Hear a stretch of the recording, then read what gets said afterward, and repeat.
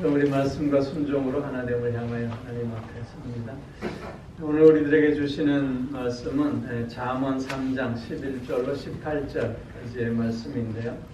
제가 봉독하지요. 내 아들아, 여호와의 징계를 경히 여기지 말라. 그 꾸지람을 싫어하지 말라. 대저 여호와께서 그 사랑하시는 자를 징계하시기를 마치 아비가 그 기뻐하는 아들을 징계함같이 하시느니라. 지혜를 얻은 자와 명철을 얻은 자는 복이 있나니 이는 지혜를 얻는 것이 은을 얻는 것보다 낫고 그 이익이 정금보다 나음이니라. 지혜는 진주보다 귀하니 내가 사모하는 모든 것으로도 이에 비교할 수 없도다. 그의 오른손에는 장수가 있고 그의 왼손에는 부귀가 있나니 그 길은 즐거운 길이요 그의 지름길은 다 평강이니라. 지혜는 그 얻은 자에게 생명나무라. 지혜를 가진 자는 복되도다. 아멘. 오늘 이 말씀을 의지해서 지혜를 사모하는 삶이라는 제목으로 말씀을 드립니다. 우리가 한평생을 살아가는 데 있어서 필요한 많은 것들이 있습니다. 그런데 그 중에 가장 필요한 것은 무엇일까요? 지혜를 할 것입니다. 솔로몬은 다윗을 이어 이스라엘의 왕이 된 후에 하나님 앞에 1000번제를 드렸습니다. 하나님께서 솔로몬에게 찾아오셔서 네게 무엇을 줄까 물으셨더니 솔로몬이 나는 어린아이라 출입할 줄 모르는데 이 백성은 많고 저를 옳게 판단할 수 없으니 그 백성들을 옳게 판결하기 위해서 지혜를 주십시오. 그렇게 요구했습니다. 하나님께서 그 마음을 기쁘게 받으시고 솔로몬에게 내가 수도 구하지 않고 부도 구하지 않고 원수의 생명도 구하지 않고 지혜를 구하니 내가 너에게 지혜도 주고 부와 영광도 주겠노라.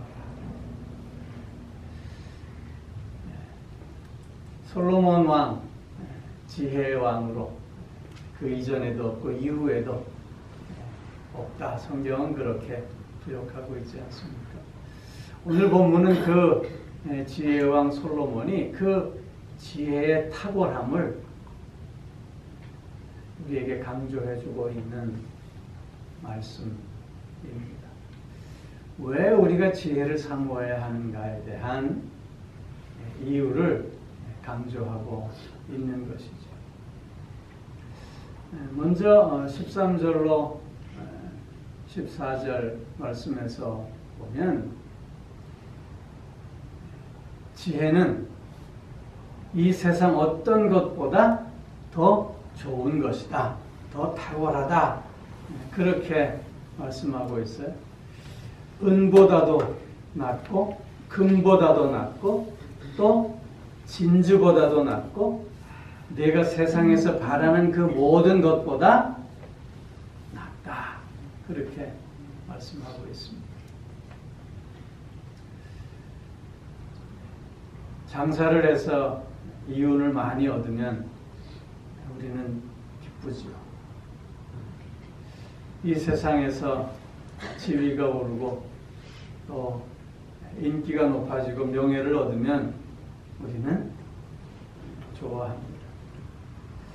그런데 그런 것들은 다 잠깐의 기쁨이고 만족이라는 것이죠. 지혜가 그것들보다 왜 더 귀한 것이냐 하면 지혜라고 하는 것은 현재뿐만 아니라 내세에서도 우리에게 기쁨과 평강을 가져다 주는 것이기 때문이라고 하는 것입니다. 세상이 주는 것, 세상에서 얻는 것은 잠깐일 뿐이지만 그러나 지혜는 영원한 것이기 때문이다. 그래서 지혜가 최고다. 이렇게 오늘 본문은 말씀하고 있는 것이에요. 그리고 이어서 솔로몬은 그 지혜가 주는 실제적인 유익이 무엇인가를 설명해 주고 있어요. 15절 이하에서 보면 지혜를 가진 자는 오른손에는 장수가 있고, 오른손이 여기죠. 오른손에는 장수가 있고 왼손에는 부귀가 있다. 그렇게 말씀하고 있어요. 장수라고 하는 것, 오래 사는 걸 얘기하는 거죠. 이 장수라고 하는 것은 하나님의 말씀과 언약을 성실히 지키는 자에게 주시는 구약에서 나타난 최고의 복이에요. 즉 장수는 모든 복의 대표적인 성격을 갖고 있는 복이라 할 수 있어요.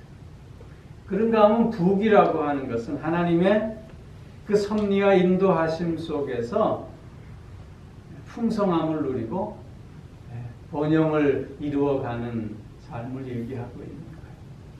지혜를 가진 자에게 이렇게 장수와 또한 번영하는 삶, 부요한 삶이 허락되어진다고 말씀하고 있는 거예요.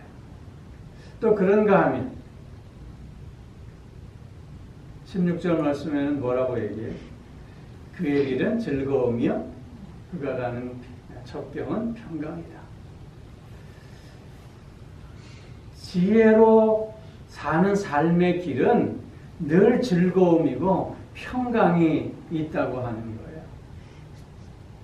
근데 우리의 삶을 돌아보면 늘 즐거움과 평강이 있나요?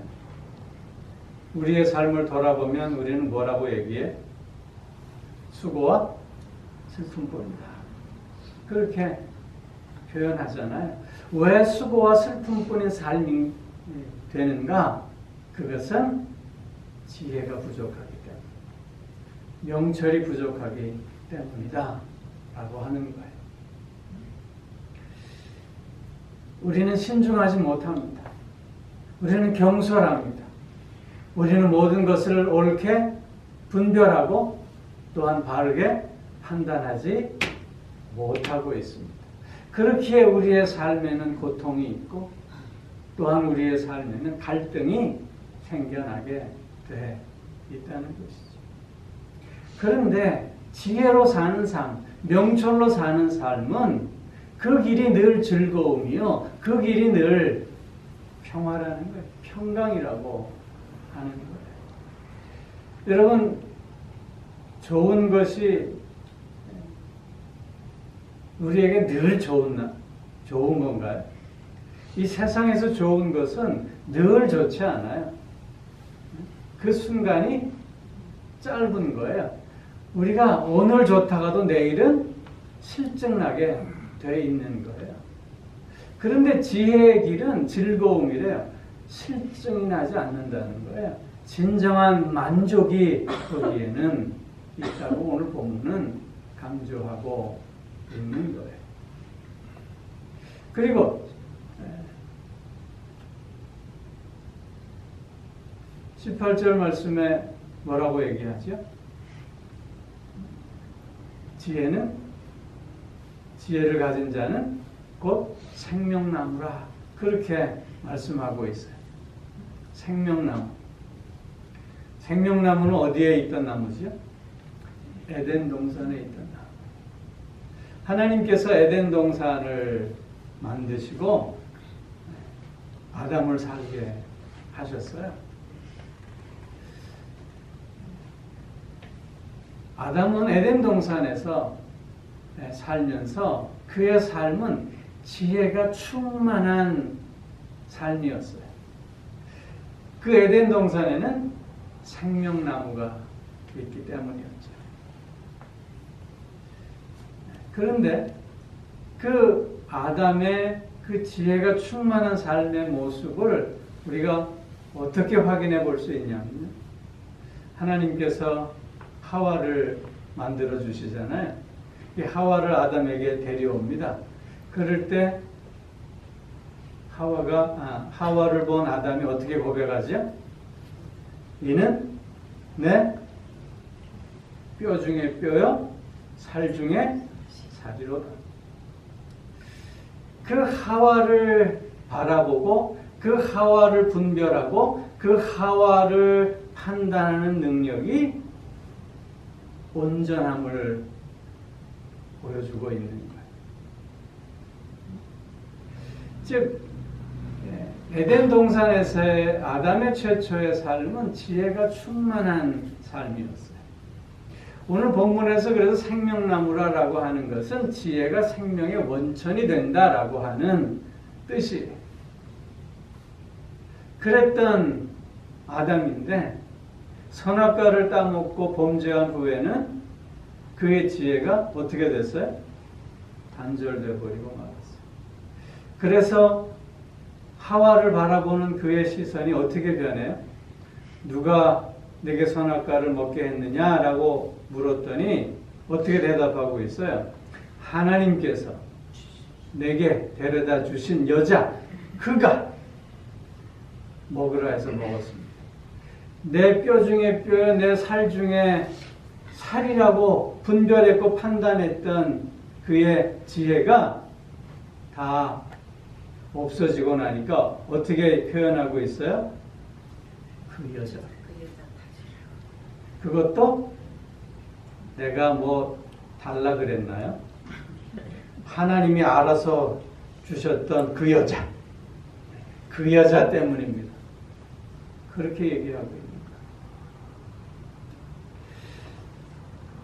지혜를 가진 자에게는 그 생명의 힘을 얻을 수 있게 됨을 강조하고 있는 거예요.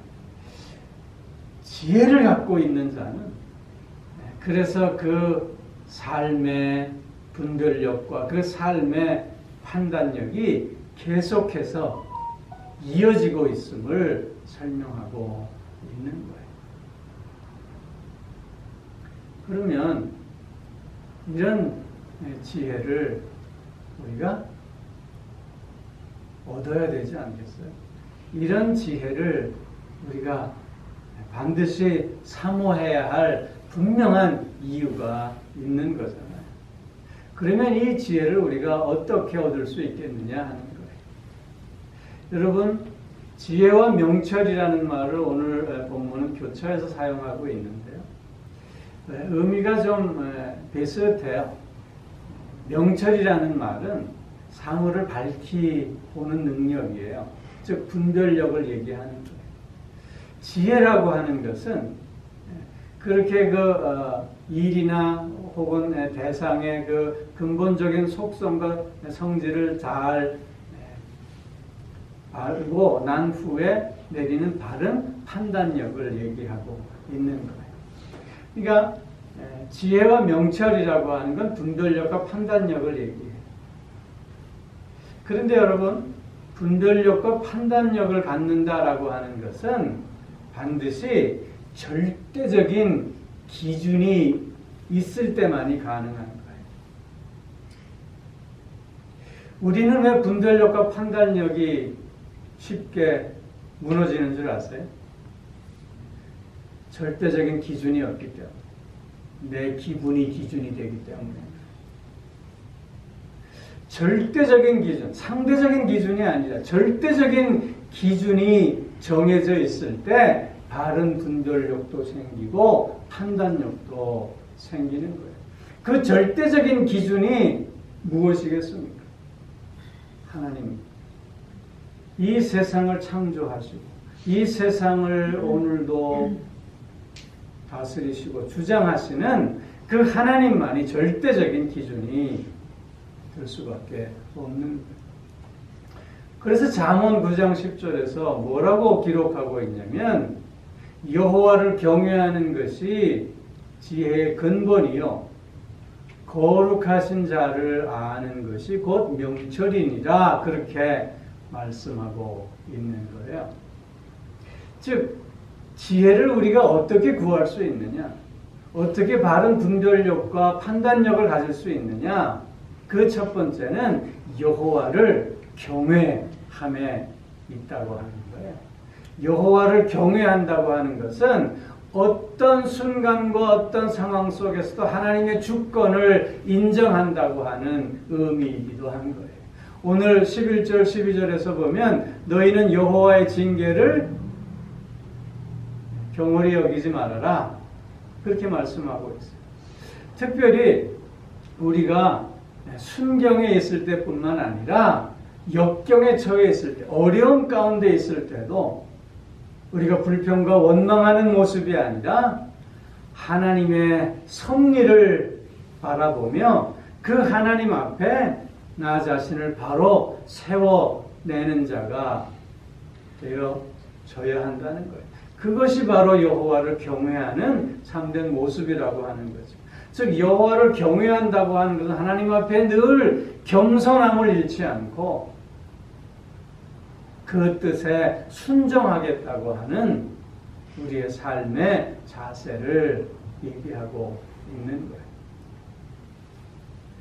하나님은 우리를 때때로 징계하십니다. 그 하나님의 징계는 우리를 파멸하시기 위한 것이 아니라 우리를 다시 세우시기 위한 거예요. 우리에게 유익을 주시기 위함인 것이죠. 우리가 그릇된 길로 나아갈 때 하나님은 징계와 고난을 통해서 깨닫게 하시고 우리를 다시 돌아서게 하시기 위함이라고 하는 것이죠.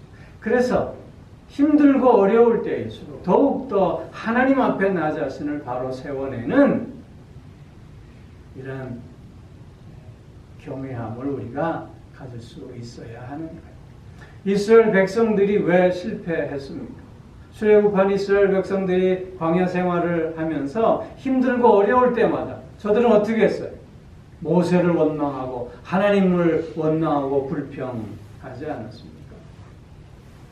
그래서 그들은 실패한 자들이 되고 말았단 말이에요. 돌아온 탕자, 아버지를 저버리고 자기 멋대로 살기 위해서 나가잖아요. 그에게 고난이 찾아옵니다. 돼지가 먹는 쥐염 열매로 배를 채우는 쓰라린 아픔을, 그런 고통을 겪게 되잖아요. 그때 그는 어떻게 했습니까? 불평과 원망이 아니라 아버지의 집을 생각하죠. 내 아버지의 집에 먹을 것이 많아. 그래서 그 아픔과 고난을 통해서 무엇을 결단해요? 돌아가기다. 그 아버지에게 돌아감을 결단하고 있잖아요.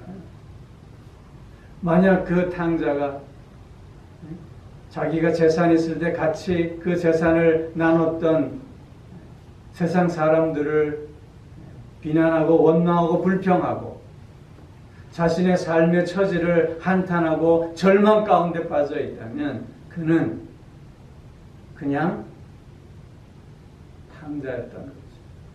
돌아올 수 없어. 그런데 고난 속에서, 하나님의 그 징계 속에서 그는 깨달음을 얻고 아버지 집에 돌아오므로 그의 아들의 지위를 다시 회복하게 됨을 보지 않습니까?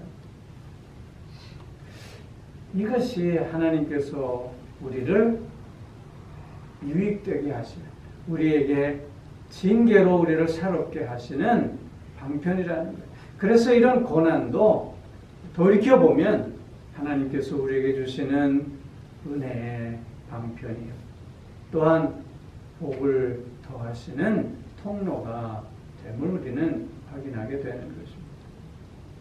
이렇게 하나님을 경외하는 이런 삶의 자세를 가질 때 우리는 지혜를 얻을 수 있어요. 왜냐하면 지혜는 하나님의 것이기 때문에, 하나님만이 주실 수 있기 때문에 그런 거예요. 하나님께서 허락하시지 않으면 아무도 지혜를 가질 수 없기 때문인 거예요. 그래서 하나님 앞에 나 자신을 늘 바르게 세워내고 늘 하나님의 말씀에 순종하고자 하는 삶의 자세를 가질 때 하나님은 지혜를 더하신다고 합니다. 우리가 지혜롭기를 원한다면, 그래서 하나님을 경외해야 돼요. 어떤 상황과 순간 속에서, 특히 역경 가운데 있을 때 하나님을 바라볼 수 있어야 돼요. 그게 지혜로운 자의 모습이라고 합니다. 그리고 또 하나는 하나님을 알아야 돼요. 하나님을 아는 것이 명철이라고 얘기했어요. 하나님을 알아야 돼. 가장 하나님에 대해서 우리가 알아야 할 게 뭘까요? 하나님께서 우리에게 주시는 그 사랑, 조건 없는 사랑, 희생적인 사랑, 나를 먼저 사랑해 주시는 그 사랑을 알아야만 하는 거죠. 그 사랑을 알 때만이 우리는 하나님께로 가깝게 나아갈 수 있게 되기 때문인 것이죠. 여러분, 오늘도 그 사랑을 마음에 담고 계십니까? 하나님은요, 자신을 다 비워내시고 인간이 가져야 할 저주와 죽음을 대신 짊어지셨습니다. 그리고는 우리 인간에게 복과 생명을 허락해 주신 것이죠. 하나님은 당신 스스로를 낮추시고 우리를 당신의 자녀로 영화롭게 높여 주시지 않습니까? 이런 하나님의 사랑을 우리가 아는 것이 지혜라고 하는 거예요. 이런 하나님의 사랑 가운데 내가 오늘 존재하고 있음을, 내가 오늘을 살고 있음을 깨닫는 것이 바로 지혜라고 하는 것입니다. 여러분, 우리 세상적으로 얘기하는 사랑은 다 조건이 있어요. 우리가 세상에서 얘기하는 사랑은 다 이기적일 수밖에 없어요. 왜냐하면 우리 존재 자체가 이기적이기 때문에 그래요. 너를 위한다고 하지만 그것이 결국은 나를 위하는 것이 되기 때문 아닙니까? 우리 이기적일 수밖에 없어요. 그러나 하나님의 사랑은 조건이 없는, 희생적인, 그리고 변함없는 그런 사랑이기에 그 사랑 안에 있음을 통해서 우리는 그 사랑을 또한 배우고 그 사랑을 나눌 수 있게 되는 것이고, 그것이 곧 지혜라고 본문은 말씀하고 있는 거예요. 또 우리가 지혜를 얻을 수 있는 방법은 기도하는 거예요. 지혜를 달라고 구하는 거예요. 야고보서 1장 5절에서 보면 너희 중에 지혜가 부족하거든 누구에게, 어떤 사람에게 후히 주시고 꾸짖지 아니하시는 하나님께 구하라. 그리하면 주시리라. 지혜를 늘 구할 수 있어야 되는 거예요. 여러분, 우리의 기도의 제목 가운데 지혜를 달라는 기도의 제목이 있으신가요? 건강하게 해주세요. 평안하게 해주세요. 부족하지 않게 해주세요. 이런 기도는 우리 많이 하는 것 같아요. 그러나 하나님 지혜를 주세요 라고 하는 기도는 우리가 좀 빼먹고 있는 것은 아닙니다. 그 어떤 기도보다도 지혜를 달라고 하는 기도를 늘 할 수 있어야 될 줄로 믿습니다. 이렇게 하나님께 지혜를 구할 때 하나님께서는 당신의 자녀들에게 지혜를 허락해 주신다고 합니다. 그리고 또 한 가지, 늘 말씀 앞에 설 수 있어야 하는 거예요. 왜냐하면 말씀을 통해서만이 우리는 하나님을 알고 하나님의 뜻을 분별할 수 있기 때문에, 그 말씀을 통해서 우리는 옳고 그름, 선과 악을 분별하고 판단할 수 있기 때문인 것이죠. 여러분, 우리가 말씀을 읽는 목적이 무엇입니까? 그냥 읽는 것의 목적이 될 수 없잖아요. 난 1년에 성경을 100번 읽습니다. 그럼 뭐해? 오히려 나는 성경을 100번 읽는 사람이야 라고 하는 그 생각에 신앙적 교만에 빠지고 말지 않겠습니까? 성경을 읽는 목적이 뭐예요? 그 말씀 속에서 하나님을 깨닫고 하나님의 뜻을 분별하고 그 뜻에 순종하기 위해서 우리가 말씀을 읽는 거잖아요. 그래서 그 말씀을 읽고 그 말씀을 통해서 뜻을 분별하고 그 뜻에 순종하는 것이 지혜를 얻는 길이고 지혜로 사는 삶임을 잊지 않아야 하는 거예요. 오늘 본문은 결론적으로 지혜와 명철이 있는 자가 복이 있다 말씀하고 있습니다. 지혜와 명철이 있는 자가 복된 삶을 산다는 거예요. 여러분, 성경에서 우리에게 허락하시는 최고의 복은 여러분 뭐라고 생각하시나요? 여러분들 가장 성경에서 좋은 복이 무엇일까요? 하나님께서 아브라함을 부르시고 갈대아 우르를 떠나 내가 너에게 지시할 땅으로 가라고 말씀하시잖아요. 그리고 창세기 12장에서 아브라함에게 뭘 약속하세요? 땅을 주시겠다. 민족을 주시겠다. 그리고 마지막으로 어떻게 해주시겠다고? 너로 복의 근원 되게 해주시고. 여러분, 성경에서 하나님께서 우리에게 약속하신 복 중에 가장 최고의 복은 바로 복의 근원 되는 것 아닐까요? 복의 근원 되는 것. 이런저런 모든 복보다 복의 근원 되는 거예요. 내가 가는 곳에 늘 유익함이 있어요. 내가 가는 곳에 늘 복됨이 있어요. 나로 말미암아 내가 복을 얻어요. 나로 말미암아 내가 유익함을 얻어요. 여러분, 이것보다 좋은 복이 어디 있습니까? 아브라함에게 허락하신 복의 근원이 되는 것, 그것은 오늘 하나님의 자녀들인 우리들에게도 허락되어지는 복 아니겠어요? 지혜와 명철을 가진 자가 누리는 복은 복의 근원 되는 것입니다. 여러분, 복의 근원이 된다라고 하는 말을 좀 더 쉬운 말로 표현하면 어떤 말이 있을까요? 네? 좋은 사람. 좋은 사람. 여러분, 그 표현이 참 어울리지 않아요? 좋은 사람. 늘 함께하고 싶은 좋은 사람. 늘 함께하면 기쁨이 있고 즐거움이 있고 행복해지는 그런 사람. 좋은 사람. 그 사람이 복의 근원되는 것 아닐까요?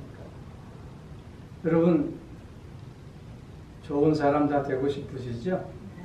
네? 좋은 사람. 좋은 사람은 또 어떤 사람일까요?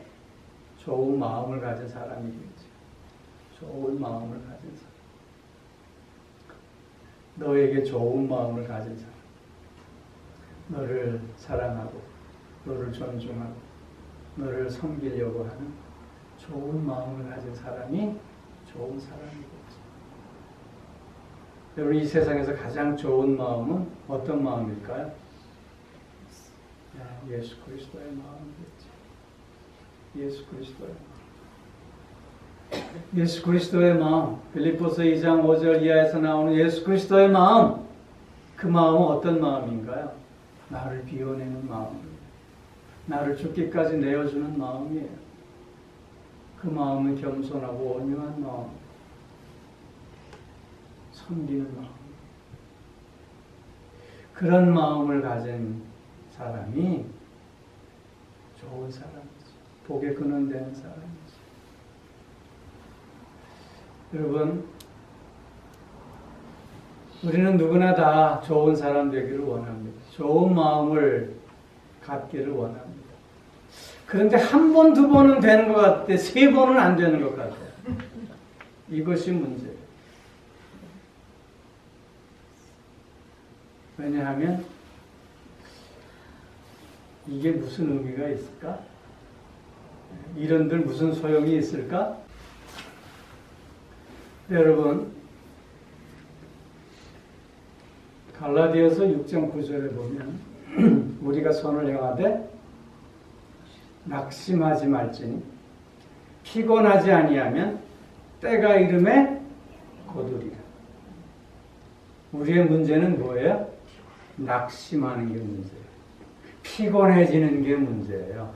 그 때를 기다리지 못하는 게 문제예요. 우리 한두 번은 다 좋은 사람이 될 수 있어요. 그런데 세 번은 힘들어요. 왜? 낙심하기 때문에. 눈에 금방 결과가 나타나지 않기 때문에 나의 이런 희생, 나의 이런 섬김, 나의 이런 마음씀이 의미가 없어지는 것처럼 느껴지기 때문이에요. 그런데 성경은 낙심하시면 안 돼요. 피곤해하지 말래요. 때가 되면 거둔대요. 여러분, 하나님께서 악한 자들은 그때그때마다 벌하시고 선한 자들에게는 그때그때마다 상을 주신다면 이 세상에 선을 행하지 않을 자가 어디 있겠나요? 그렇죠?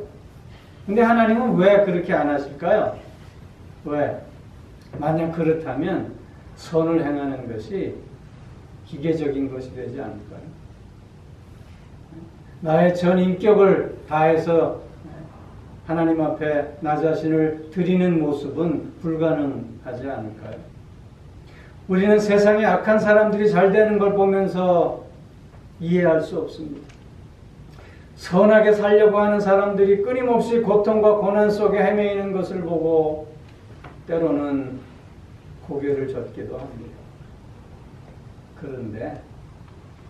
그럼에도 불구하고 그 삶을 지속하는 사람이 최후에 승리하는 사람이 되지 않습니까? 여러분, 캄캄한 밤의 별 하나가 배 항해를 도울 수 있잖아요. 한 사람의 삶이 세상의 차이를 만들어내는 거예요. 그 한 사람을 주님은 오늘도 찾고 계십니다. 지혜로 사는 그 한 사람, 좋은 마음, 좋은 사람으로 사는 그 한 사람, 그 한 사람을 오늘도 찾고 계세요. 그 삶이 어렵고 핍박과 고난 가운데 있다 할지라도 낙심하지 않고 피곤하지 않고 때가 되면 거두리라고 하는 믿음과 소망 가운데 그 삶을 올곧게 살아가는 그 한 사람, 그 한 사람을 주님은 찾으시는 거예요. 지혜로 사는 것, 그것은 하나님과 함께하는 삶이에요. 왜냐하면 하나님이 지혜이시기 때문에. 지혜를 사모한다는 건 늘 그래서 하나님을 사모한다는 것과 같은 뜻이에요. 늘 주님과 함께 살기를 소원하는 거예요. 오늘도 그 한 사람, 저와 여러분이 되어주실 소원 기도하겠습니다. 사랑의 아버지 하나님,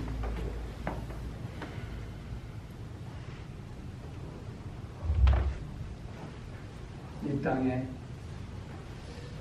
우리가 지혜로, 명철로, 하나님으로, 말씀으로 살아야 함을 다시 한번 깨닫습니다.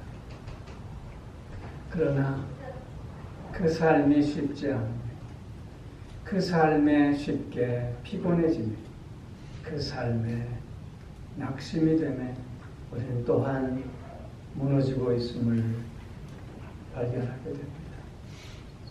아버지 하나님, 다시 한번 우리를 일으켜 세워주셔서 하나님과 함께하는 삶의 기쁨과 감격을 맛볼 수 있게 하여 주옵소서.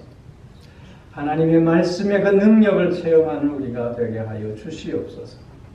어떤 상황과 조건과 환경 가운데서도 그래서 무너지지 않고 하나님께서 찾으시는 그 한 사람으로 세상의 차이를 만들어내는 우리가 되게 하여 주시옵소서. 지혜를 구하는 자가 되게 하시고 하나님을 바라보는 자가 되게 하시고 말씀으로 우리의 마음을 채우는 모두가 되게 하여 주시옵소서. 감사드리며 우리 주 예수 그리스도의 이름으로 기도하옵나이다. 아멘. 이제는 우리 주 예수 그리스도의 은혜와 하나님 아버지의 무한하신 사랑하심으로 성령의 교통하시며 인도하시며 내주하시며 또한 복주심의 역사가 지혜를 사모하며 지혜를 구하며 하나님과 함께하는 삶, 말씀으로 사는 삶, 예수 그리스도의 마음으로 사는 좋은 사람으로 살겠노라. 다시금 소원하며 결단하는 사랑하는 성도들과 그 가정과 하시는 모든 일들 위해 이제로부터 영원토록 함께하옵시길 간절히 축원하옵나이다. 아멘.